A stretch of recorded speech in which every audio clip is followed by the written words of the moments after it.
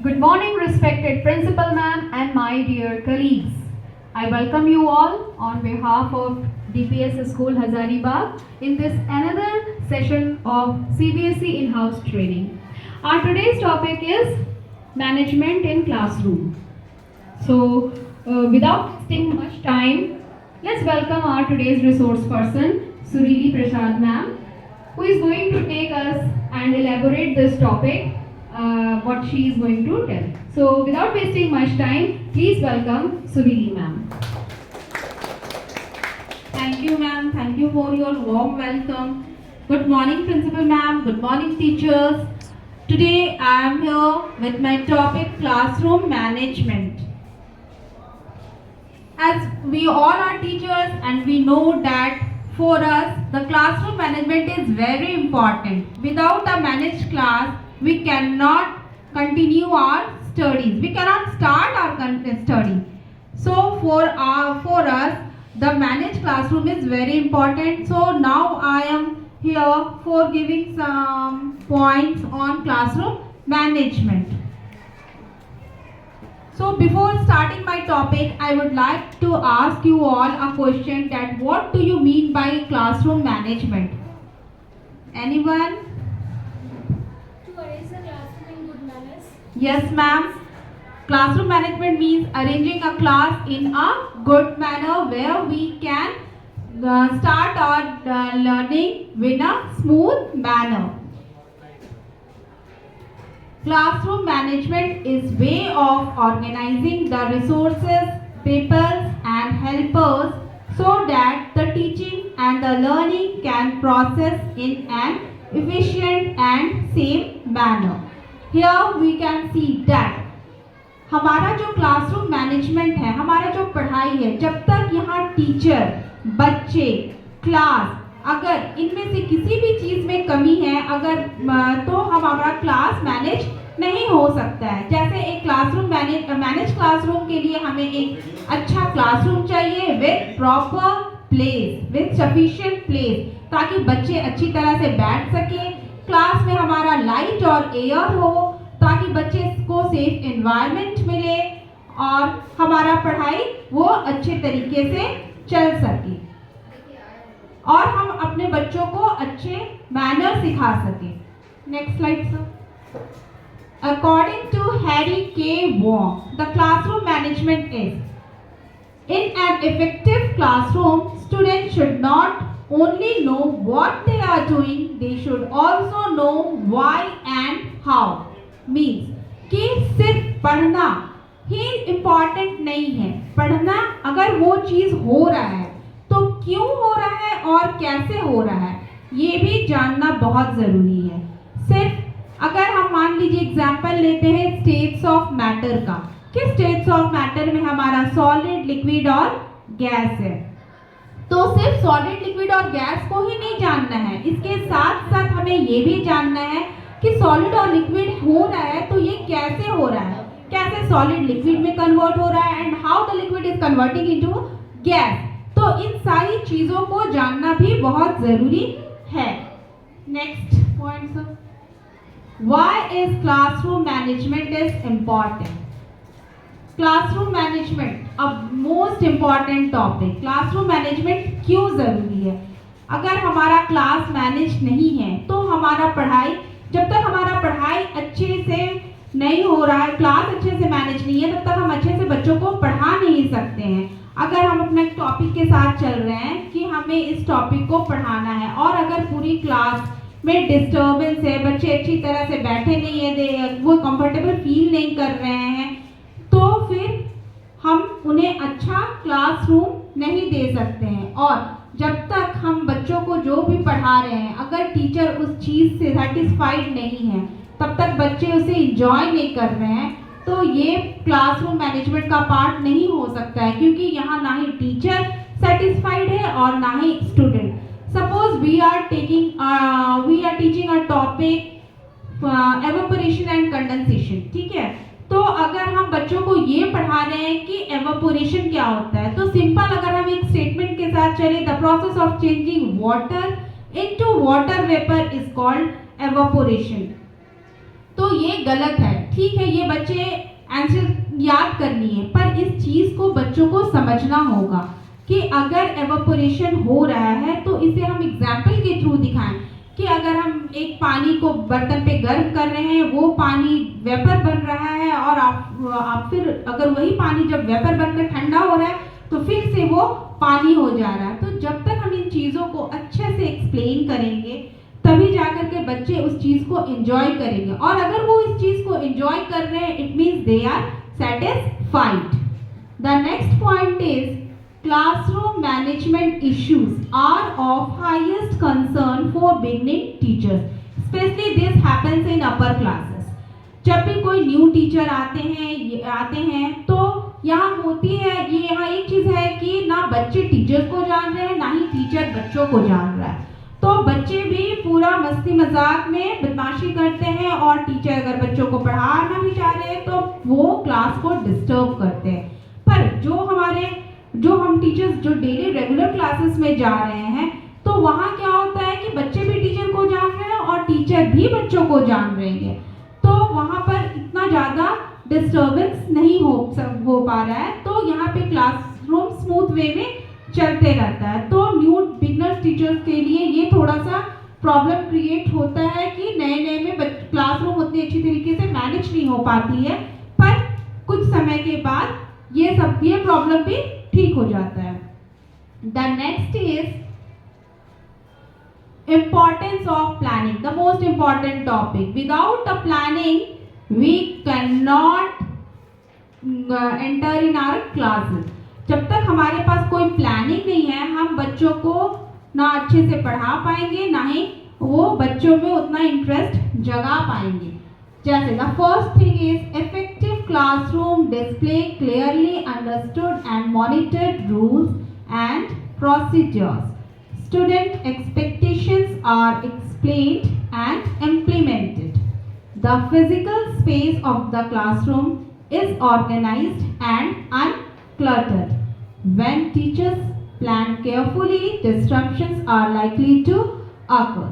जैसे अगर हम अपने प्लानिंग के साथ क्लासरूम में जाएं कि आज हमें बच्चों को ये टॉपिक सिखाना है, ये टॉपिक पढ़ाना है, तो हमारा टाइम यहाँ सेव हो रहा है, टाइम वेस्ट नहीं हो रहा है कि चलो ठीक है। और अगर इस चीज़ की जानकारी अगर हम बच्चों को पहले से दे दें कि ठीक है चलो कल के क्लास में मैं तुम्हें पार्ट्स ऑफ फ्लावर्स पढ़ाऊंगी या टाइप्स ऑफ फ्लावर्स पढ़ाऊंगी, तो बच्चे के भी माइंड प्रिपेयर है वो कि हाँ आज टीचर आएंगी तो टीचर हमें साइंस में टाइप्स ऑफ फ्लावर्स सिखाएंगी। अगर हम उसी चीज़ को बच्चों को सिर्फ फ्लावर्स का नाम सिखा दें, रोज, लिली, लोटस, तो बच्चे उसे याद तो कर लेंगे पर वो जानेंगे नहीं कि what is rose, what is lily and what is lotus. पर अगर इसी चीज़ को हम एक्सपेरिमेंटल वे में दिखाते हैं कि हम डिफरेंट फ्लावर्स को कलेक्ट करते हैं और उसे क्लास में दिखा रहे हैं, तो बच्चों को ये समझ में आएगा कि हाँ टाइप्स ऑफ फ्लावर्स तो हैं, there are different types of flowers and different types of leaves also, कि हर प्लांट का एक डिफरेंट लीव्स है, एक डिफरेंट फ्लावर है और हर फ्लावर का एक डिफरेंट नेम है डिफरेंट कलर के साथ। लीव्स में हम ये बता सकते हैं कि all the leaves are of same colour means green in colour. तो बच्चों को ये समझ में आ गया कि चलो ठीक है लीव्स जितने भी हैं वो ग्रीन कलर के होते हैं, और इसे एक कलर के नेम भी सीख गए कि लीव्स जो है वो एक कलर का नाम में एक ग्रीन कलर भी आ गया। और अगर फ्लावर्स के बारे में देखा जाए तो हम ये बोलेंगे कि तरह तरह के फ्लावर्स हैं तो उनका अलग अलग नाम है विद डिफरेंट फ्रेगनेंस, कि हर फ्लावर का अलग नाम है, अलग खुशबू है। तो इससे अगर बच्चों का कुछ एक्सपेक्टेशंस है, मान लीजिए बच्चों के मन में कुछ क्वेश्चंस आया, स्टूडेंट अगर क्वेश्चन पूछे हैं टीचर से, तो हमें उस चीज़ को अच्छी तरह से एक्सप्लेन करना है, उन्हें समझाना है कि बच्चे को वो भी टॉपिक अच्छे से समझ में आए, वो हर चीज़ को अच्छे से जाने। The next is physical space. अच्छा, जब तक हमारा क्लासरूम स्पेसियस नहीं होगा, हमारे क्लासरूम में अच्छा लाइट नहीं आ रहा है, एयर नहीं आ रहा है, तो बच्चे कंफर्टेबल फील ही नहीं कर रहे हैं, तो वो पढ़ेंगे कैसे, वो कैसे जानेंगे, कैसे समझेंगे? क्योंकि उन्हें तो अपने पर ही उनका ध्यान रहेगा कि बैठने में तकलीफ हो रही है, गर्मी लग रहा है, रूम में अंधेरा अंधेरा है, तो हमें कुछ ठीक से दिखाई नहीं दे रहा है। तो जब तक हमारा क्लासरूम और वेल ऑर्गेनाइज नहीं रहेगा, हम बच्चों का स्टडीज अच्छी तरीके से नहीं हो पाएगी। तो और अगर मान लीजिए हमारा डेस्क है, अगर एक डेस्क पे 2 बच्चों का स्पेस है तो हम उसमें 2 ही बच्चों को बिठाएंगे, ना ही 4 बच्चों को, नहीं तो वो कंफर्टेबल फील नहीं करेंगे। When teachers plan carefully, disruptions are likely to occur.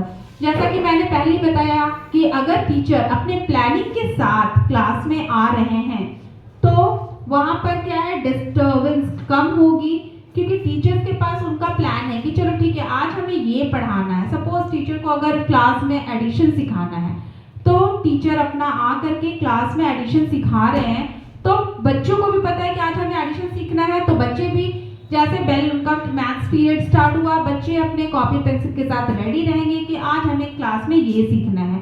Teacher अपने एग्जाम्पल के साथ बोर्ड पर एडिशन सिखा रहे हैं। इसे एक डिफरेंट वे, एक्सपेरिमेंटल वे में भी सिखा सकते हैं कि क्लास के 2 लड़कों को, 2 बॉयज और 3 गर्ल्स को अगर वो अपने बोर्ड के सामने ला करके उन्हें 1 to 2 बॉयज और 3 गर्ल्स को ऐड करके 1 2 3 4 एंड 5 बता सकते हैं। या फिर 2 रो में अगर बच्चे बैठे हैं तो how many boys are students are there in 1 row and how many students are in another row, और फिर उसे ऐड करके वो उन्हें एडिशन के साथ साथ काउंटिंग के साथ साथ एडिशन भी सिखा सकते हैं। तो there are different ways of teaching. पढ़ाई का बहुत सारा माध्यम है। पढ़ाई का मतलब ये नहीं है कि सिर्फ हम बुक्स और कॉपीज खोल कर ही पढ़ें। पढ़ाई को हम खेल खेल में भी पढ़ सकते हैं, बहुत सारे तरीकों से पढ़ सकते हैं। Next slide sir. There are few points for classroom management. The first thing is create classroom rules with your students on day 1. Means कि जब हम first time अपने क्लास में enter कर रहे हैं, at that time only we have to make them aware of the rules and regulations of the class and with the routine also. अब ये नहीं कि टीचर क्लास में आ गए और बच्चे हल्ला कर रहे हैं, नहीं। The first thing is when a teacher enter to your class, you should stand and wish them good morning sir or ma'am whatever, और the next उसके बाद फिर आपको ये पता होना चाहिए कि आज और हमारे क्लास के रूल्स कि अगर टीचर पढ़ा रहे हैं, टीचर मॉनिटरिंग कर रहे हैं, टीचर आगे पीछे घूम रहे हैं, क्लास में राउंड लगा रहे हैं, तो आप लोगों को अगर पढ़ाया जा रहा है तो you should keep your fingers and eyes on your book, ना कि आप इधर उधर देखें। आपको अपने स्टडीज पे कॉन्सेंट्रेट करना है। The next is maintain the classroom rules, routines and schedule, but maintain flexible and leave room for fun. ठीक है, पढ़ाई तो होगी ही रूटीन के साथ, शेड्यूल के साथ, पर क्लास पर पढ़ाई का मतलब ये नहीं है कि अब आपको डर कर पढ़ना है, नहीं, ये ऐसे पढ़ाई नहीं होती है। पढ़ाई करनी है और खेल खेल में करके करनी है with fun. The next is when students are engaged and excited about learning, less management problems arise. Very true. अगर बच्चे interested हैं, whatever we are teaching in class, अगर बच्चों ने अपना interest show किया तो ये टीचर्स के लिए बहुत ही easy हो जाता है कि क्लास को मैनेज करना, क्योंकि at that time the classroom is already managed. बच्चे खुद ब खुद मैनेज हो जाते हैं क्योंकि वो पढ़ाई को enjoy करते हैं। After that, 3 key rules are: use your inside voice, wait your turn and raise your hand. These points are for the students. अगर स्टूडेंट्स को कोई भी क्वेश्चन करना है या कुछ भी बोलना है टीचर को, अगर टीचर के किसी भी टॉपिक पे, तो इसका ये मतलब नहीं कि आप एक साथ में खड़े होकर के या बैठ करके हल्ला करोगे या क्वेश्चन पूछोगे, नहीं। Those who want to ask question please raise your hand. और इस पॉइंट को टीचर को क्लास में एंटर होने के साथ ही बच्चों को बताना है। This is a part of our rules in our school. ये हमारे रूल का एक पार्ट है कि हमें खड़े, अगर हमें कुछ भी पूछना है तो एक प्रॉपर वे में only raise your hand. The teacher will ask you a question. What is your problem and what difficulties are you facing? ये टीचर की रिस्पॉन्सिबिलिटीज है कि आपके सारे डाउट्स को क्लियर करे। सो don't shout in the class. Next is always have a backup plan. ठीक है, कभी कभी सिचुएशंस के अकॉर्डिंग कुछ ना कुछ प्रॉब्लम्स हो ही जाती है, तो कभी कभी ऐसा होता है कि हमें कुछ पढ़ाना भी है पर हम नहीं उस दिन क्लास लेते हैं या नहीं पढ़ा पाते हैं। कभी कभी हमें बच्चों के भी माइंड को ध्यान में रखना पड़ता है कि अगर हमारा कोई पीरियड है, कोई सब्जेक्ट है, पर बच्चों में थोड़ा भी इंटरेस्ट ही नहीं है कि नहीं सर आज ये नहीं पढ़ना है, आज मैम हमको ये नहीं पढ़ना है, चलिए आज हम लोग गेम्स खेलेंगे या ग्राउंड जाएंगे या ड्राइंग करेंगे। तो कभी कभी उनकी खुशी के लिए भी हमें अपना प्लान को चेंज करना पड़ता है, क्योंकि हम टीचर्स तो कभी ये नहीं सोचते कि चलो क्लास में जाकर बच्चों को खिलाना है या कुछ करना है। अगर हमारे दिमाग में ये रहता है कि बच्चों को पढ़ाना है और एक फन वे में पढ़ाना है, एक इंटरेस्ट के साथ पढ़ाना है, पर कभी कभी अगर बच्चों का मन नहीं है तो हमें अपना प्लान चेंज भी करना पड़ता है। The next is get the students involved. Very true, have them take part in the designing and smooth running of the class. बच्चों, एक अच्छा हेल्दी क्लासरूम के लिए बच्चों का इन्वॉल्वमेंट बहुत ही ज़रूरी है। ऐसा नहीं कि बस क्लास में आए, टीचर पढ़ाए, बच्चे सुन रहे हैं, बेल लगी और टीचर चले गए, नहीं, ये बिल्कुल गलत है। आप एक ही टॉपिक पढ़िए पर उसे एंजॉयमेंट के साथ, with the involvement of students. अगर हम सिंपल सा चीज़, अगर हम ड्राइंग ही कर रहे हैं तो चलो ठीक है, अगर हम बोर्ड में एक ड्राइंग बना दिए हैं तो मेरा ये है कि हम बच्चों की भी कॉपीज को 1 बाय 1 चेक करेंगे। ऐसा नहीं है कि अगर एक बच्चा एक एप्पल में रेड कलर डाल रहा है तो हो सकता है दूसरा वाला जो बच्चा है वो उसी रेड कलर को विद शेडिंग रेड और येलो के साथ भी डाल रहा होगा। तो वहाँ हर बच्चों का एक अलग इन्वॉल्वमेंट होता है और हमें इस चीज़ को बच्चों में अप्रिशिएशन की भी बहुत ज़रूरत होती है, और अच्छा अप्रिशिएशन मिलने से बच्चे बहुत ही ज़्यादा मोटिवेट होते हैं। तो बच्चों का इंटरेस्ट भी होता है कि चलो आज अगर हमें इतना सुंदर से कलर किए हैं, सिर्फ रेड वाले को अगर गुड मिला है, शेडिंग वाले को वेरी गुड मिला है, तो नेक्स्ट टाइम हम इससे कुछ और बेटर ट्राई करेंगे। The next is create an atmosphere of respect in which the children feel safe, valuable and want to take risk. Now respect का मतलब ये नहीं है कि सिर्फ छोटे बच्चे ही बड़ों को रिस्पेक्ट करेंगे, नहीं, ये गलत है। रिस्पेक्ट बड़ों को भी छोटों को देना है। अगर आप किसी छोटे आपको रिस्पेक्ट का मतलब ये नहीं है कि सिर्फ बड़े और छोटे। रिस्पेक्ट एक ऐसी चीज़ है जिसे हर किसी को देना है, या वो बच्चे हो या वो बड़े हो। अगर आप किसी को प्यार करोगे तो नेचुरल है कि वो भी उसके तरफ से भी आपको प्यार ही मिलेगा। तो अगर आप क्लासरूम में आए, कोई बच्चा बदमाशी कर रहा है तो आप बड़े हो तो आप बच्चों को पीट दिए, डांट दिए, पनिश किए, ये सब तो हो गया, चलो, लेकिन ये प्रोसेस ये आपके दिमाग में है कि हमको बच्चे को सुधारना, पर the process is very wrong, ये गलत तरीका है। आप बच्चे को सुधारने के लिए उसे मोटिवेट भी कर सकते हैं, और the best thing in my opinion is that realise him. अगर आप, मेरे हिसाब से ये सबसे सही तरीका है कि आप उसे उस चीज़ का रियलाइजेशन करवाइए। अगर किसी से कुछ गलती हुआ है, उसे पनिश करने के बजाय अगर आप उसे उसकी गलती रियलाइज करवाओगे ना, तो next time he will not do such types of mistakes. उसके दिमाग में उसके सेल्फ रियलाइजेशन उसके दिमाग में हमेशा रहेगा, और वो कभी भी गलती करने से पहले 2 बार जरूर सोचेगा कि ये गलती हम पहले किए थे तो इस चीज़ के लिए हम कितना रिग्रेट फील किए, तो नेक्स्ट टाइम से हमको इस चीज़ को रिपीट नहीं करना है। Now the next is by aware of all of the school resources.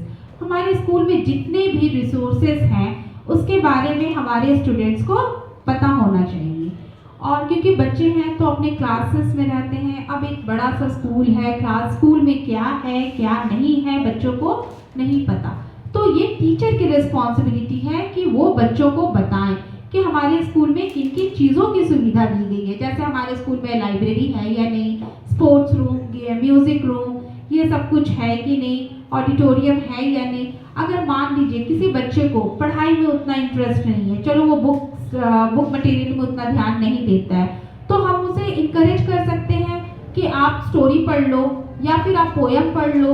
तो पोयम में अगर वो बच्चा को उतने अच्छे से पढ़ने नहीं आ रहा, वो पोयम बुक अगर हम उसे दे देते हैं तो बच्चा पोयम भी उतने अच्छे से नहीं पढ़ पाएगा। लेकिन अगर हम उसी चीज़ में उसको अल्फ़ाबेट्स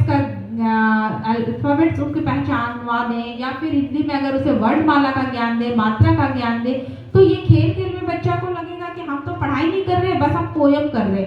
पर इनडायरेक्टली वो बच्चा पोयम और स्टोरीज के साथ साथ पढ़ाई को भी गेन कर लेगा, और हमारा भी मोटिव कंप्लीट हो जाएगा कि हाँ चलो सर ठीक ठाक से क्लास में हम बच्चे भी अपने सारे रिसोर्सेज को जान रहे हैं। Do not ignore any negative behaviour. कभी कभी ऐसा होता है कि हम क्लास में हमारे तरह तरह के बच्चे होते हैं, कुछ बच्चे कम शरारती हैं और कुछ बच्चे ज़्यादा। तो जब हमें अपने क्लास में नेगेटिव बिहेवियर दिख रहा है तो उस जगह पे हमें स्टैंड लेना है, हमें बच्चों को बताना है कि क्या सही है और क्या गलत। और जैसे मैंने पहले बताया कि अगर उनसे किसी से भी कुछ गलती हो रही है, चाहे वो बच्चे हो या बड़े, तो उन्हें उस गलती का रियलाइज करवाना चाहिए, ना कि उन्हें पनिश करना चाहिए। Punishment is not a good thing. The next is create a daily duty routine. ये तो हम सभी जानते हैं कि हमारा जो भी क्लास, मैंने पहले भी इस चीज पॉइंट को डिस्कस किया कि हमारा जो डेली रूटीन है वो हमारे लाइफ में सबसे ज़्यादा मैटर करता है। जैसे अगर हम अपने डे टू डे लाइफ में देखें तो हमें सुबह उठ करके ब्रश करना है, we have to be fresh, after that we will come to school with our breakfast, फिर हमें घर जाना है। तो उसी तरह से स्कूल भी अगर हम आए तो हमारा एक रूटीन है कि आते के साथ पहले तो हमें अपने टाइम पे पहुंचना school, we should be punctual. ये नहीं कि हम 5 मिनट 10 मिनट लेट स्कूल आ रहे हैं, that is not a good thing. After that, we come to our classes and keep our bags. After that, we go for assembly and then back to classroom. और उसके बाद फिर teacher आए और फिर हमारा पढ़ाई स्टार्ट हुआ। तो हमारा जो ड्यूटीज़ है, रूटीन ड्यूटीज़ है, वो हमारे लिए बहुत ही इम्पॉर्टेंट होती है। Next slide ma'am.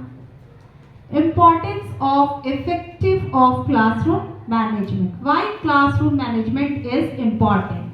तो क्लासरूम मैनेजमेंट क्यों इम्पॉर्टेंट है, आइए हम इस पर कुछ पॉइंट्स डिस्कस करते हैं। The first is effective teaching. Classroom management help create an organised classroom environment that's conductive to teaching. It helps in establishing certain norms of expected student behaviour. मतलब कि जब हमारा क्लासरूम मैनेजमेंट एक organised classroom में कब convert होता है, हमारा क्लास जब हमारा पढ़ाई बिल्कुल स्मूथली एक ऑर्गेनाइज्ड वे में चलता है। पर कुछ स्टूडेंट्स के जो बिहेवियर होते हैं, हमें सारे स्टूडेंट्स को पढ़ाना है, ना कि एक दो या गिन चुन करके, हमें पार्शियलिटी नहीं करना है। हम जो भी पढ़ा रहे हैं हमारे पूरे क्लास के लिए पढ़ा रहे हैं, तो वहाँ पर हमें बिल्कुल भी पार्शियल नहीं होते हुए एक ऑर्गेनाइज्ड वे में अपने क्लास के स्टडीज को कंटिन्यू करना है। The next is efficient use of time. When proper routines are established at the start by a teacher, time isn't lost in giving direction. Students accomplish task as a natural part of the routine. Efficient of time, यहाँ मतलब अगर हमारे पास हमारा planning नहीं है, without a plan when a teacher enter to our class, it means it is a waste of timing. अगर हमारा 5 मिनट 10 मिनट, तो इसी में 40 मिनट्स के पीरियड में 10 मिनट्स हमारा इसी में वेस्ट हो जा रहा है कि बुक्स निकालो, कॉपीज निकालो और क्या पढ़ना है क्या पढ़ाएं, that is not a correct. A teacher should always come with a lesson plan in a classroom. अगर हमारे पास हमारा लेसन प्लान है, हमारे माइंड सेट है कि हाँ हमें क्या पढ़ाना है, तो हमारा टाइम सेव होगा, बच्चे मेंटली प्रिपेयर्ड रहेंगे कि चलो आज मैथ्स के पीरियड में टीचर ने बोला है कि आज हम टेबल्स पढ़ेंगे, तो चलो ठीक है, be ready with your maths book, maths copy. तो ये सब हमारे लिए बहुत ही इम्पॉर्टेंट है। The third point is consistency. A teacher with strong management skill create a consistent pattern of expected student behavior at all places and situations. This maintain discipline within the class. Teacher को एक strong management की, बच्चों को एक strong management की ज़रूरत होती है, जो कि टीचर के द्वारा परफॉर्म की जाती है, जिसमें कोई भी बिहेवियर हो, किसी भी तरह का बिहेवियर हो, तो टीचर को उस चीज़ को ध्यान में रखना है कि अगर बच्चा गलत बिहेव कर रहा है तो एट दैट टाइम ओनली हम उन्हें उस चीज़ का रियलाइज करवाएंगे, उन्हें ये बताएंगे कि क्या सही है क्या गलत है, या फिर और किसी भी दूसरे टाइम पे उसे हमें कैसे अपने टाइम को मैनेज करना है, कैसे क्या यूज़ करना है, that thing. Now the fourth point is fever behaviour problems. The main goal of classroom management is to reduce misbehavior in classroom. Classroom management हम इसलिए करते हैं ताकि बच्चों को हम वो समय नहीं दे सके कि वो टाइम को वेस्ट करें, टाइम को बर्बाद करें, ठीक है। Effective classroom management require the establishing of boundaries as well as reinforcement pattern. हमें उस तरह से अपने क्लासरूम को क्रिएट करना है कि बच्चे अपने टाइम को सही ढंग से यूज करें, यूटिलाइज करें और अपने टाइम को बर्बाद ना करें। Next slide ma'am. Techniques of motivating. Demonstrate good active listening when students are speaking, using positive comments about students abilities, be aware of and note improvement, not just perfection. Provide extensive, frequent and specific feedback. Provide reinforcement, verbal and non-verbal consumable. Please. Demonstrate good active listening when students are speaking. Sometimes students also want to speak in class. If they have any problem or or any topic जो अगर हम किसी topic को पढ़ा रहे हैं और बच्चे को पहले से उस चीज़ के बारे में पता है, तो बच्चा कभी कभी ऐसा होता है कि वो बताना चाहता है, वो बोलना चाहता है, तो उस वैसे समय पर टीचर को है कि हाँ ठीक है, जो भी बच्चे जो भी जानता है वो अगर वो बोलना चाह रहा है तो उस बच्चे को मौका दे कि ठीक है चलो तुम बोलो। Using positive comments about student and ability. कभी भी स्टूडेंट्स को अगर वो कुछ भी बोलना चाह रहा है तो हमें उन्हें अप्रिशिएट करना चाहिए, उन्हें बोलने देना चाहिए और विद पॉजिटिव कमेंट। अब ऐसा नहीं कि चलो अगर वो अच्छे से वो उस काम को नहीं भी कर रहा है तब भी हमें उन्हें मोटिवेट करना है कि ठीक है चलो जो भी तुम किए हो वो ठीक है, पर अब इससे भी ज़्यादा हम बेटर कर सकते हैं। B aware of and note improvement, not just perfection. Class में कभी कभी ऐसा भी होता है कि धीरे धीरे बच्चा पढ़ते पढ़ते कुछ सीख रहा है, तो at that time we should appreciate him. अगर हम उन्हें बच्चों को अप्रिशिएशन मिलेगा तो वो उसके इम्प्रूवमेंट में ज़्यादा बेनिफिशियल होगा, बच्चों का भी लगेगा कि हाँ चलो अगर हम इम्प्रूव कर रहे हैं, मेहनत कर रहे हैं तो हमें और टीचर की तरफ से भी हेल्प मिल रहा है कि हाँ चलो हम और भी बेटर कर सकते हैं। और हमेशा उन्हें फीडबैक देना है कि कहाँ वो सही है, कहाँ वो गलत है, बोलकर नहीं बोलकर। कभी ग्रुप में हम लोग कुछ भी काम करवा सकते हैं बच्चों से, इस तरह से हमें बच्चों को अप्रिशिएट करना है। Next point ma'am. हाँ, here you can see कि 3 boxes are there and 3 boards are there। ठीक है, जैसे अगर मैंने पहले बताया कि क्लासेस चल रहे हैं, बच्चे बहुत अच्छे से हम लोग अपना पढ़ाई को कंटिन्यू कर रहे हैं, पर कुछ बच्चे इंट्रोवर्ट नेचर होने की वजह से वो क्लास में बहुत ही हेजिटेट, शाई फील करते हैं अपनी बात को रखने के लिए। तो ऐसे में हम ये कर सकते हैं कि मान लीजिए हम अपने क्लास में 3 बॉक्सेस रख दिए, red, yellow and green colour का। मेरा यहाँ एक बॉक्स दिख रहा है आपको। The first box is of green colour. यहाँ पर है बच्चों का नेम, नंबर एंड डेट, और यहाँ एक लिखा हुआ है आई हैव गॉट दिस। मतलब जो बच्चे उस पढ़ाई को अच्छे से समझ गए हैं, तो अगर किसी भी टॉपिक को हमने क्लास में पढ़ाया, अब बच्चा अगर हम टीचर्स हमेशा पूछते हैं कि इज इट कि सारे बच्चों को समझ में आया या नहीं, और उस वक्त सारे बच्चे बोलते हैं यस मैम, यस सर, यही होता है। पर कुछ बच्चे ऐसे होते हैं जो कुछ नहीं बोलते, या फिर उन्हें कुछ बोलने में ये हेजिटेशन रहता है कि अगर हम बोलेंगे तो मेरा फ्रेंड क्या सोचेगा या टीचर क्या सोचेगी। तो इसके लिए हम ये काम कर सकते हैं कि हम बॉक्सेस रखें, और सेकेंड बॉक्स में है, उसमें भी आपका नेम, नंबर एंड डेट है, और वहाँ लिखा है I almost have it but I need some more practice. And in third box it is written that I need some help, please re-teach me। तो क्लास में जैसे ज़्यादा तरह के बच्चे हैं, डिफरेंट बच्चों को अगर किनको क्या समझ में आया, जिनको नहीं आया, जिनको और फिर से पढ़ाने की ज़रूरत है, तो उनके लिए हम ये कर सकते हैं। इसके साथ साथ हम एक और चीज़ कर सकते हैं कि हम क्लास में एक चार्ट बना सकते हैं, जिसमें हम अपने सारे क्लास के बच्चों का नाम लिख दिए और जो बच्चे अच्छा कर रहे हैं, क्लास डिस्टर्ब नहीं कर रहे हैं, प्रॉपरली वर्क कर रहे हैं, तो उन बच्चों को एप्रिसिएशन के तौर पर हम बोर्ड में जो हमारा चार्ट क्लास में लगा है उस पर हम स्टार्स दे सकते हैं, स्माइलीज दे सकते हैं। और जो बच्चे नहीं मतलब क्लास को डिस्टर्ब कर रहे हैं या पढ़ाई नहीं कर रहे हैं या किसी भी तरह का उनमें अगर कुछ कमी है तो उन्हें हम कुछ नहीं दे रहे हैं, या हर बच्चों के लिए एक अलग अलग बांट दें कि जो बच्चे अच्छा करेंगे बहुत अच्छा उन्हें स्टार मिलेगा, जो बच्चे एवरेज है उन्हें ये स्माइली मिलेगा। तो उससे क्या होगा, अगर कोई अपने फ्रेंड को देखेगा कि आज उसको स्टार मिला है तो नेक्स्ट डे उसके भी मन में आएगा नहीं आज हम भी अच्छे से क्लास में बैठेंगे और फिर हमको भी मैम स्टार देगी।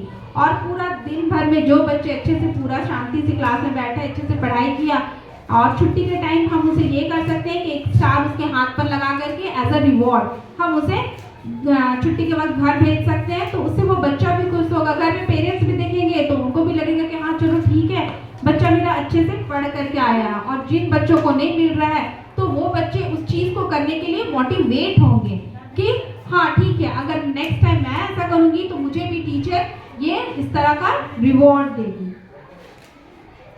Now techniques for better classroom control. How we can control our classroom. The first point is monitor groups of students to check progress. Move around the room so students have to pay attention more readily. Give students non-verbal cues.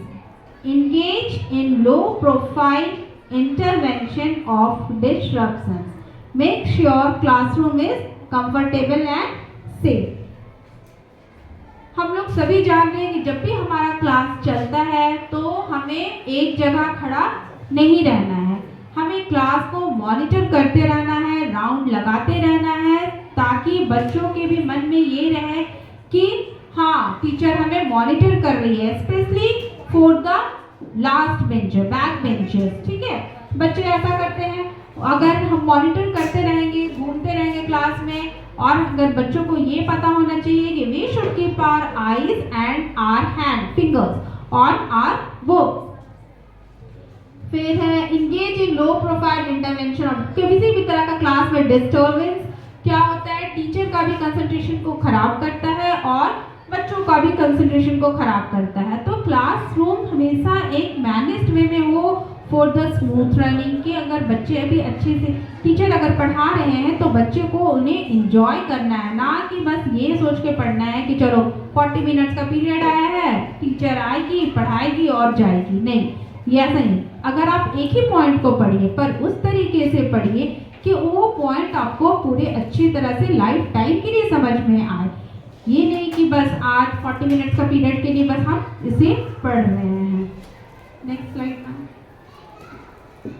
I wish my teacher new.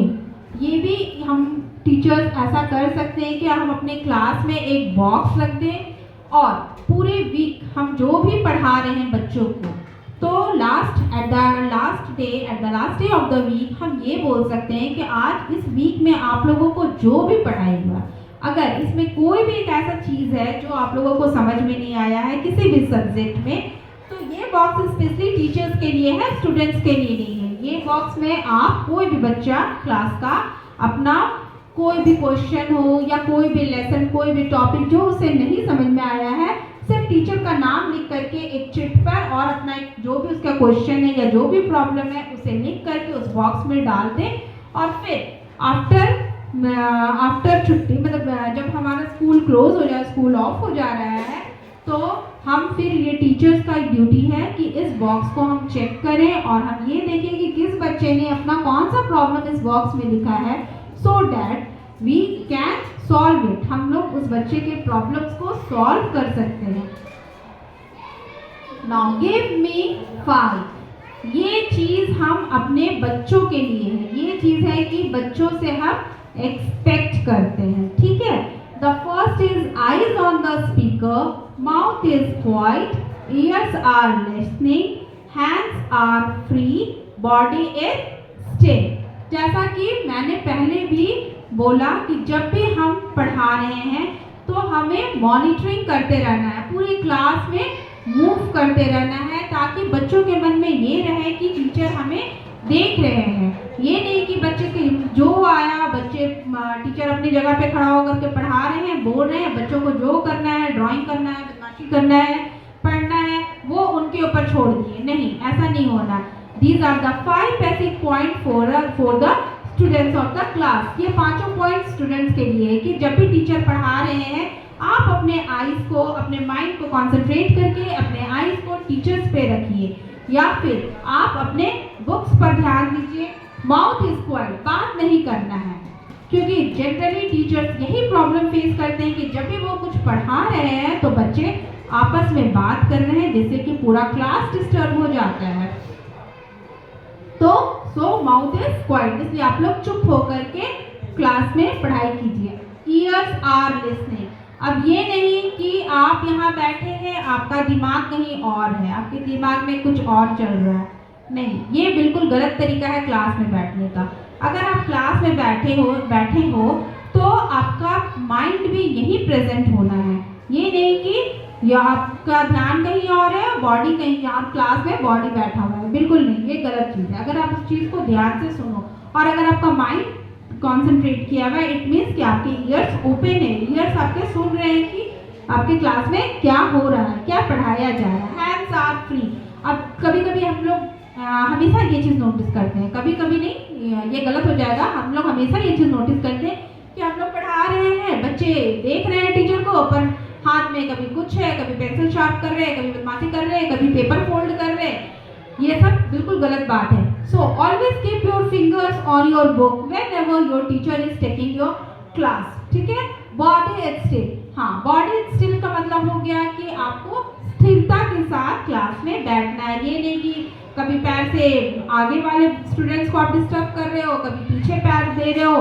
नहीं, आपको एकदम अच्छे से properly बैठना है, कान खोल करके ध्यान देकर, फिंगर्स को, हैंड को अपने डेस्क पे रख के बुक पर लाइन बाय लाइन आपको पढ़ना है और अपने आईज को हमेशा स्पीकर पे रखना है कि टीचर क्या बोल रहे हैं, आपको समझना है।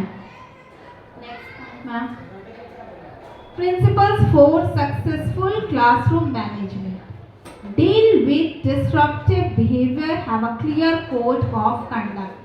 जैसा कि मैंने पहले भी बताया कि क्लासरूम का मतलब ये नहीं है कि आप क्लासरूम में डरा कर, धमका कर आप बच्चों को पढ़ाएं। नहीं, ये बिल्कुल गलत तरीका है पढ़ाने का। बच्चों को पढ़ाना है, हम खेल खेल में भी बच्चों को पढ़ा सकते हैं। ऐसा नहीं है कि पढ़ाने के लिए सिर्फ बुक्स और कॉपीज की ही ज़रूरत पड़ती है। नहीं, जैसे कि मैंने भी एक एग्जाम्पल बताया कि अगर हमें बच्चों को पढ़ाना है तो ठीक है, आप बुक्स कॉपीज में ABCD या हिंदी नहीं पढ़ना चाह रहे हैं तो हम पोयम और स्टोरी बुक से भी हिंदी पढ़ लेंगे। तो उसी तरह से बच्चों के साथ कंडक्ट करने के लिए एक अच्छा बिहेवियर होना चाहिए। और सबसे इम्पॉर्टेंट चीज़ कि बच्चों के साथ हमेशा एक फ्रेंडली बिहेवियर रखिए। ये नहीं, इस पावर को मत दिखाइए कि मैं एक टीचर हूँ, बच्चों को कुछ भी कर सकता हूँ, डांट दिया, ये किया। नहीं, ये बिल्कुल गलत है। बच्चों के साथ हमेशा फ्रेंडली बिहेवियर होना चाहिए, सो डैट कि बच्चे भी अपने प्रॉब्लम्स को आपके साथ क्लियरली डिस्कस कर सकें। वो आपको बता सकें कि हाँ मैम या सर, मुझे ये समझ में नहीं आ रहा है, प्लीज़ आप थोड़ा और एक्सप्लेन कर दीजिए। अगर हम बच्चों को डरा के रखेंगे तो बच्चे के मन में चाहे लाख क्वेश्चन हो, वो मुंह से एक भी क्वेश्चन नहीं बोलेगा।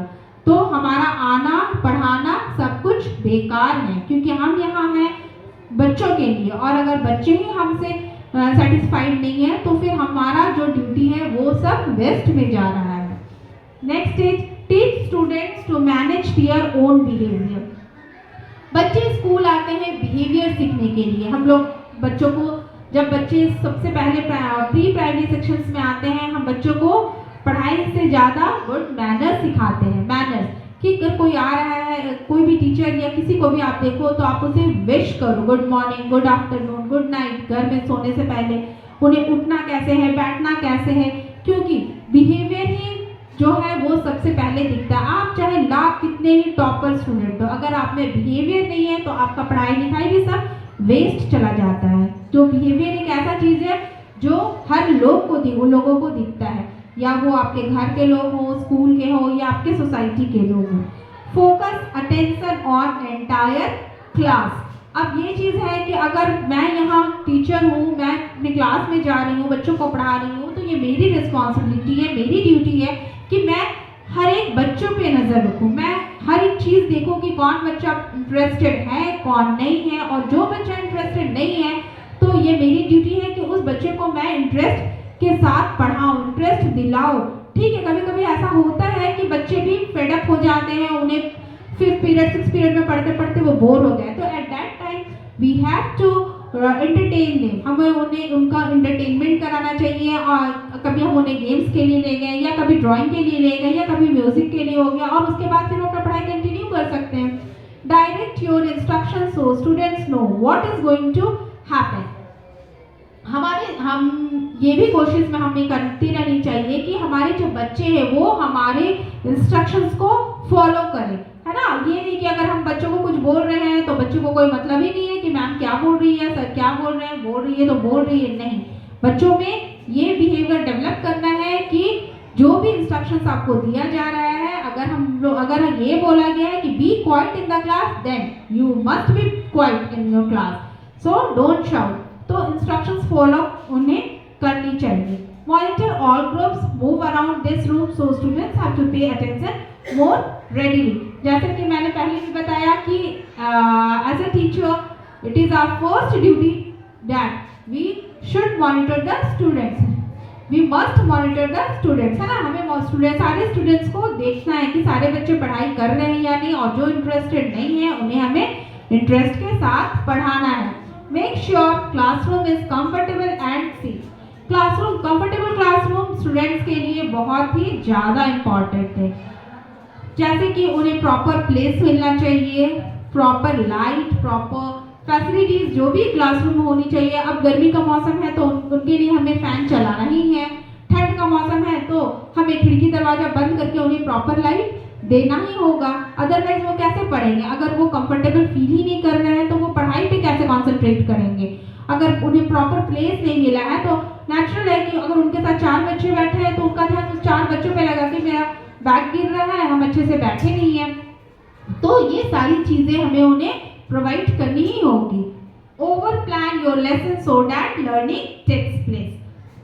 जैसा कि हम सभी जानते हैं और हम सभी करते भी हैं कि हमारा क्लासरूम जाने से पहले हमारा लेसन प्लान रेडी रहता है, हमारा माइंडसेट रहता है कि आज हम अपने क्लास में जाना है और उन्हें कैसे पढ़ाना है। Keep a study pace, so confident in your teaching, make class expectations clear and realistic and stick to them, be consistent, set realistic goals, work to engage all students. These are the principles for a successful classroom management. जैसा कि अभी तक हम लोगों ने बहुत सारे points को डिस्कस किए हैं, उन्हीं में से कुछ पॉइंट्स ये भी हैं कि हमें अपने क्लास को किस तरह से और सक्सेसफुल बनाना है। अब जैसे कि पहले भी हम लोग डिस्कस कर चुके हैं कि हमें अपने सारे स्टूडेंट्स को इंगेज रखना है। ये नहीं कि जो बच्चे पढ़ रहे हैं तो चलो ठीक है, वो बच्चा तो पढ़ लेता है और जो नहीं पढ़ पा रहा है उसे हम छोड़ देंगे कि चलो इसे तो पढ़ाई लिखाई में मन ही नहीं लगता है, चलो छोड़ो। नहीं, ये बिल्कुल गलत है। अगर हमें पढ़ाना है तो हम सारे बच्चों को पढ़ाना है, ये नहीं कि जो पढ़ रहे हैं उसे पढ़ाएं और जो नहीं पढ़ रहे हैं उसे हम छोड़ दें। नहीं, ऐसा हम लोग नहीं कर सकते। क्लासरूम में अगर किसी की बच्चों को कोई डाउट है, कोई भी एक्सपेक्टेशंस, अगर कभी कभी बच्चे भी टीचर से एक्सपेक्ट करते हैं कि हाँ आज मैम, चलो आज मैम आएंगी तो आज हम लोग पढ़ाई नहीं करेंगे, मैम को ये बोलेंगे कि चलो चलिए मैम आज हम लोग ड्राइंग करते हैं। तो उस जगह पर हम लोग बच्चों के एक्सपेक्टेशंस के अकॉर्डिंग हमें करना होगा, हमें अपना प्लान चेंज करना होगा कि हाँ ठीक है, अगर आज आप नहीं पढ़ना चाहते हो चलो कोई बात नहीं, हम लोग ड्राइंग ही करेंगे, पर after this we will continue our study, कि हम लोग ड्राइंग एक कर लो उसके बाद फिर पढ़ाई कर लेंगे। या फिर अगर आज इस पीरियड में ऐसा हो गया है तो चलो नेक्स्ट डे तुम लोग फिर इस तरह का कोई डिमांड नहीं करना, हम लोग अगले क्लास में अच्छे से पढ़ाई करेंगे।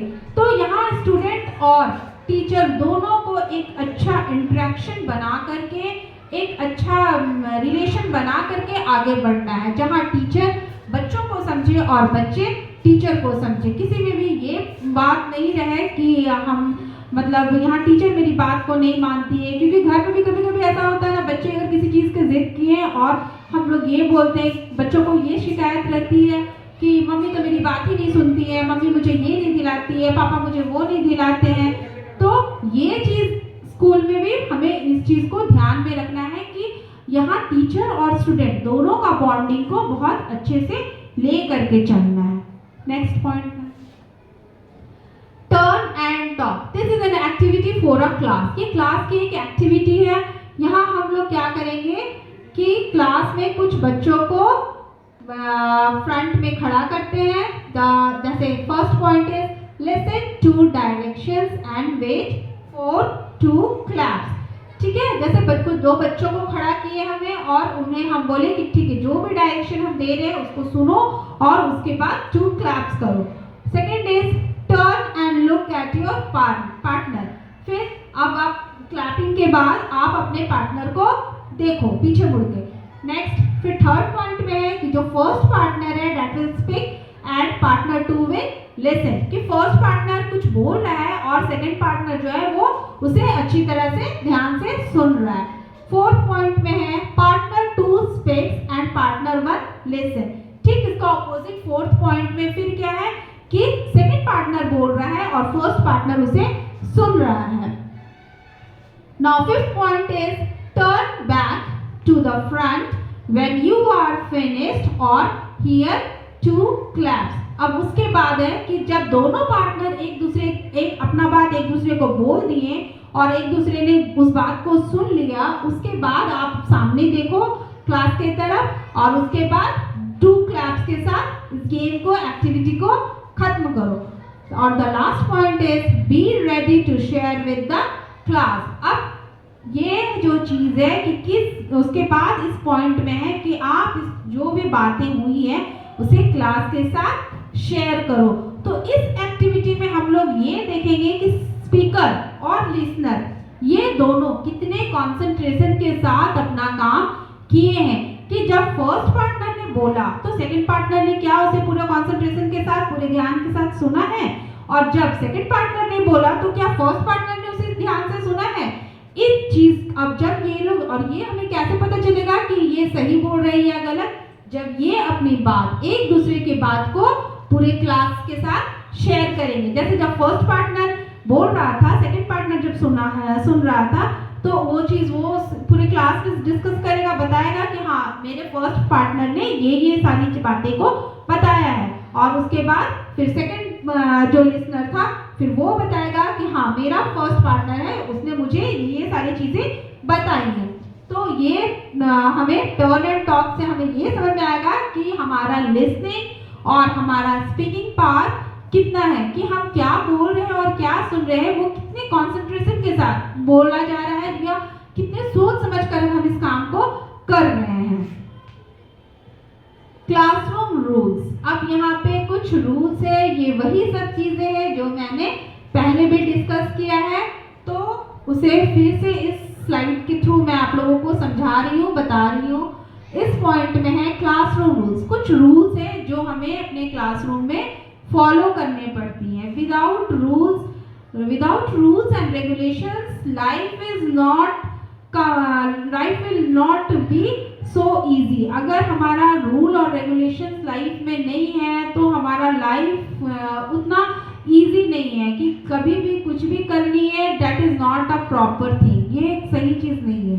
तो अगर इसी तरह से हम जब स्कूल आते हैं, अपने क्लास आते हैं, तो हम स्कूल के गेट पर जब हमारा फर्स्ट स्टेप पड़ता है, at that time only we maintain the school rule. उसी समय से हम लोग अपने स्कूल रूल्स को फॉलो करने लगते हैं। और क्लास में है listen. The first thing is listen. कि क्लास में आपको जो भी पढ़ाया जा रहा है, जो भी बताया जा रहा है, आप उसे ध्यान से सुनो। The second is keep your hands to yourself. अपने हाथ को हमेशा अपने तक ही रखो। ये नहीं कि कभी भी कुछ भी मारपीट कर लिए, किसी से झगड़ा कर लिए, या जब टीचर पढ़ा रही है तो फिर आपका हाथ इधर उधर घूम रहा है। जैसे पहले भी बोला गया कि आप या तो आप पेपर फाड़ रहे हो, या पेंसिल शार्प कर रहे हो, या पेन घुमा रहे हो, कुछ भी कर सकते हैं बच्चे बदमाशी करने के मूड में अगर रहते हैं तो अपने हाथों को हमेशा अपने पास रखना है with an open ear. Raise your hand if you have something to say. अगर आपको कुछ भी बोलना है, कुछ भी पूछना है, तो आप अपने हाथ को उठा सकते हो। कि तो उससे टीचर को भी ये पता चल रहा है कि हाँ चलो इस बच्चे को ये प्रॉब्लम है, तो वो उस बच्चे से पूछेगा कि हाँ पूछेंगे कि क्या प्रॉब्लम है, तुमने अपना हैंड रेज किया था तो टेल मी योर प्रॉब्लम, और उसके बाद उसके प्रॉब्लम को सॉर्ट आउट किया जाएगा। Follow directions, do your best. उसके बाद अगर आपको टीचर की तरफ से कोई भी डायरेक्शंस मिल रहा है तो आपको उसे फॉलो करना है। वैसे सिंपल थिंग्स है कि टीचर सबसे पहले क्लास में आती है तो यही बोलती है डोंट मेक नॉइज, मतलब आप हल्ला नहीं करो। क्यों? ये लाइन बहुत ही सिंपल है, डोंट मेक नॉइज, पर इस लाइन का मीनिंग बहुत ही डीप है कि अगर क्लास शांत नहीं है तो ना ही टीचर अच्छे से पढ़ा पा रहे हैं और ना ही स्टूडेंट उस चीज़ को अच्छे से कैच कर पा रहे हैं। और अगर ये क्लास शांत है, स्टूडेंट्स अपने पढ़ाई पर कॉन्सेंट्रेट किए हुए हैं विदाउट मेकिंग नॉइज, तो ये हमारा जो क्लास है वो पूरा इफेक्टिव क्लास रहेगा कि आज टीचर ने जो पढ़ाया और स्टूडेंट्स ने जो पढ़ा वो पूरे इफेक्टिव था। और हमेशा अपना बेस्ट दीजिए। Now, according to this article, this is an article given by Anuradha Govind, principal of JM International School, Dwarka. According to this article, the school activities play an integral role in attributing life skill, values, integrity, self-confidence, and ability in students to build an opinion. ये बहुत ही deep meaning का ये line है।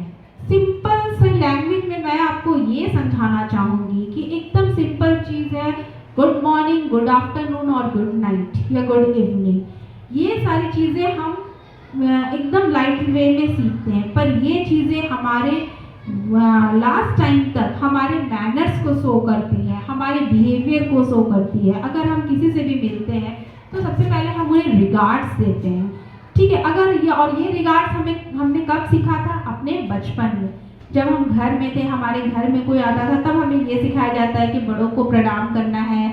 जो भी आपका culture आप उसके अकॉर्डिंग आप अपने बड़ों को विश करते हैं। टीचर से मिले हो, स्कूल गए हो तो आपको गुड मॉर्निंग बोलना है। अगर आप उसी टीचर को शाम में मिल रहे हो कहीं बाहर तो आप उसे गुड इवनिंग बोलते हो, या आप रात में सोने जा रहे हो तो गुड नाइट बोल रहे हो, सॉरी बोल रहे हो, थैंक यू बोल रहे हो।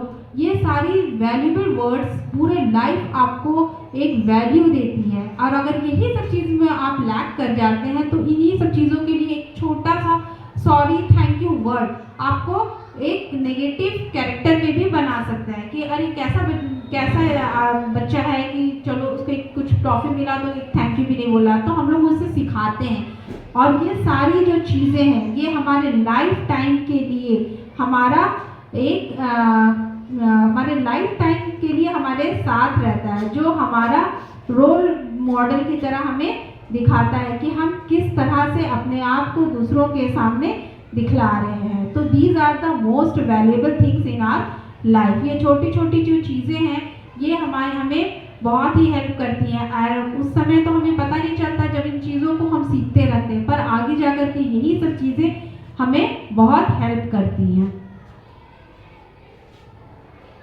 Now here some questions are here that how will students engage with each other during the activity, कि कैसे हम स्टूडेंट्स को इंगेज कर सकते हैं किसी भी एक्टिविटी के थ्रू। तो सबसे पहले तो हमें ये ध्यान देना होगा कि अगर हम कोई भी एक्टिविटी कर रहे हैं तो हमें पूरे क्लास को इन्वॉल्व करना है।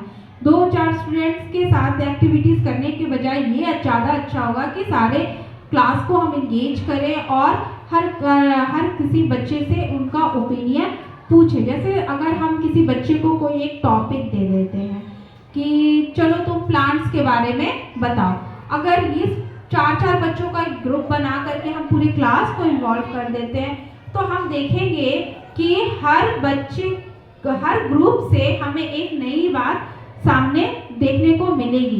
तो अगर हमारे क्लास में 8 ग्रुप बने, इट मीन्स कि हम 8 नई चीज़ें सीख गए। तो इसीलिए कभी भी कोई भी एक्टिविटी करवाना हो तो पूरे क्लास को इंगेज करना ज़्यादा बेटर होता है, 1 या 2 बच्चों को लेकर करने के बजाय। Next is what's the process for seeking assistant और सपोर्ट, कि किसी भी चीज़ को अगर हमें सपोर्ट करना है तो उसके लिए हमें कैसे क्या असिस्ट करना होगा। What type of learning structure और format is it, अगर हम कुछ भी पढ़ा रहे हैं, अगर बच्चों को, तो हमें उन्हें उसके बारे में भी पहले बताना है कि वो किस फॉर्मेट का है, उसका क्या वैल्यू है, वो किस तरह से हमारे लिए हेल्पफुल होने जा रहा है हमारे आगे के लाइफ में। तो वही सब चीज़ें, अब जैसे हम सिंपल एक बच्चों को अगर हम सब्ट्रैक्शन सिखा रहे हैं, तो आज हम 2 डिजिट का सब्ट्रैक्शन सिखाते हैं, कल हम उसे नंबर लाइन का सब्ट्रैक्शन सिखाएंगे, उसके बाद हम उसे कैरी वाला सब्ट्रैक्शन सिखाएंगे, और फिर ये जाकर आगे उसे कैसे हेल्प करने वाला है डे टू डे लाइफ में कि अगर मान लो जैसे किसी चीज़ का लेन देन करना है, या मान लो कोई पैसे का ही बात आ गया है, तो जब तक बच्चे एडिशन और सब्ट्रैक्शन नहीं जानेंगे तो उसे कैसे पता चलेगा कि हमें यहाँ पे करना क्या है। तो ये सारी चीज़ें, जो भी चीज़ हम सीखते हैं वो हमारे लिए, हमसे आगे के लाइफ के लिए जुड़े हुई रहती है। Next is, are learners permitted to move about the classroom? Are learners permitted to move about the classroom? क्या जो लर्नर्स हैं वो क्या क्लासरूम के लिए परमिटेड है? विच बिहेवियर डेमोन्स्ट्रेट एक्टिव लर्निंग? और एक्टिव लर्निंग कौन सा बिहेवियर बताता है? जो बच्चे क्लास में हमेशा अटेंटिव रहते हैं, या जो बच्चे बैक बेंचर्स हैं और बदमाशी कर रहे हैं? ऐसा नहीं है कि जो बच्चे लास्ट बेंच में बैठते हैं वो पढ़ाई पर फोकस नहीं कर रहे हैं। एक्टिव सबको ही रहता है, बस यही है कि कुछ सी का नॉटी नेचर, नॉटी बिहेवियर होने की वजह से क्लास में हमें थोड़ा सा डिफरेंट टाइप्स ऑफ स्टूडेंट्स दिखाई देते हैं, मिलते हैं। Are student successful with their behaviour for this task? किसी भी टास्क के लिए स्टूडेंट बिहेवियर ही सबसे ज़्यादा इम्पॉर्टेंट है, सबसे ज़्यादा मैटर वही करता है कि किस बच्चे का बिहेवियर किस तरह से है। तो ये बच्चे का बिहेवियर ही बताता है कि कौन सा बच्चा किस तरह से इन्वॉल्व है। Next is, here is a video from classroom management.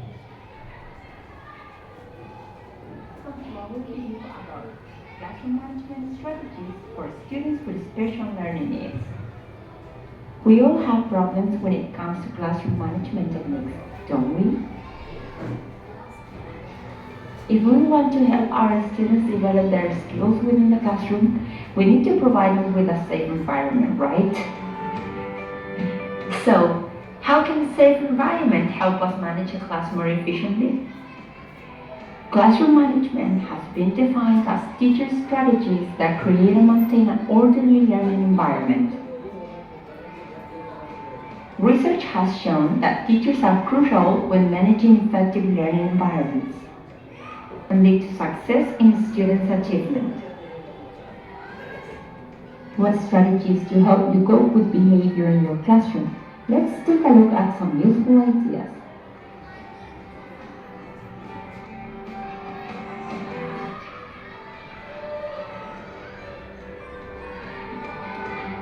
Students need to be constantly reminded of the rules. Post them on the wall near the board so they can easily spot them.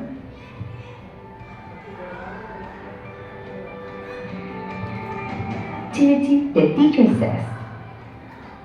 All students need structure and consistency, and this is particularly true for students with special learning needs.